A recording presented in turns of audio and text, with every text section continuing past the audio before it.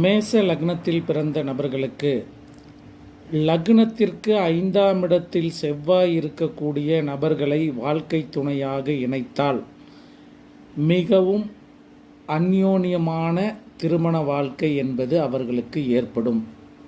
அதேபோல மேச லக்னத்தில் பிறந்த நபர்களுக்கு கடகத்தில் குரு பகவான் இருக்கக்கூடிய நபர்களை திருமண வாழ்க்கையில் இணைத்து வைத்தால் தோஷங்கள் எவ்வளவு இருந்தாலும் அதை தாண்டி அவர்களின் வாழ்க்கை சிறப்பாக நடைபெற தெய்வ அனுகூலம் என்பது கிடைக்கும்.